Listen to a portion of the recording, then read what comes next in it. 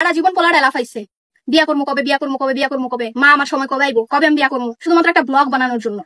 আজকে বিয়াটা ঠিকই হয়েছে, ব্লগ বানানোটা আর হইলো না। আরে আপনারা কি করলেন গাইস? এটা আপনারা ঠিক করেন না, একদম ঠিক করেন না। হ্যালো গাইস, কেমন আছেন সবাই? আশা করি সবাই ভালো আছেন। তো গাইস, লামহার জন্মদিন সেলিব্রেট করতে দেখা গেল মিরাজ খানকে এবং র্যাঙ্কিং এর সিও আর্থিক সচিব এবং শাইলা সাথীকে।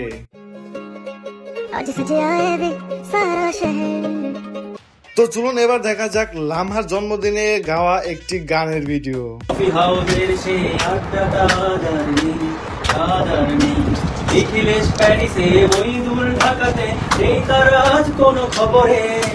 ব্যান্ডের গিটারিস্ট নোয়ালিস কিছুদা ঘুমিয়ে আছে যে আজ খবরে, তাকে যেন ভালোবেসে আঘাত পেয়েছে শেষে পাগলা গারদে আছে আবার অনলটা ভুগছে দুরন্ত ক্যান্সার, জীবন করেনি তাকে ক্ষমা হয়। কফি হাউসের সেই আড্ডাটা আজ আর নেই, আজ আর নেই।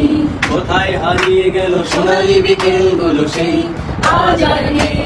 তো লামহার এই জন্মদিনের এই গানটি আপনাদের কাছে কেমন লেগেছে অবশ্যই ভিডিওটিতে লাইক দিয়ে কমেন্ট করে কিন্তু জানিয়ে দিবেন। এবং জন্মদিন উপলক্ষে লামহা যে সাজটা দিয়েছে, তো সেই সাজে লামহাকে কেমন লাগতেছে অবশ্যই সেইটাও কিন্তু কমেন্ট করে জানিয়ে দিবেন। তো চলুন এবার দেখা যাক শাইলা সাথীর একটা টিকটক ভিডিও।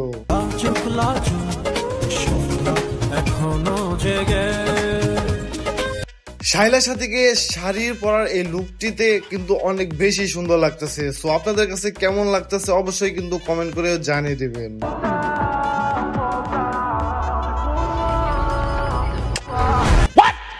এদিকে হাজারো ছেলেরা সিঙ্গেল ঘুরতেছে আর এই মেয়েরা চুম্মা চুম্মি করতেছে, এইটা কোনো কথা?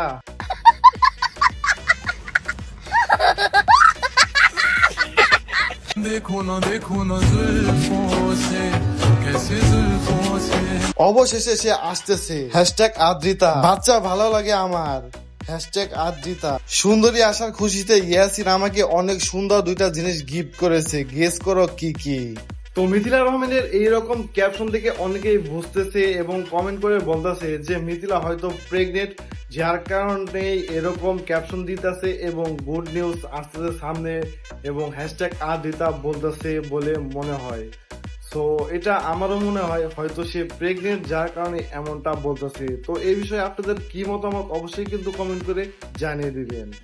তো গাইস, আজকের ভিডিও এই পর্যন্ত। যদি ভিডিওটি ভালো লেগে থাকে অবশ্যই লাইক দিবেন, কমেন্ট করে আপনার মতামত জানাবেন, শেয়ার করবেন এবং এই চ্যানেলে নতুন হয়ে থাকলে অবশ্যই সাবস্ক্রাইব করে পাশে থাকা বেল বাটনটি প্রেস দিবেন।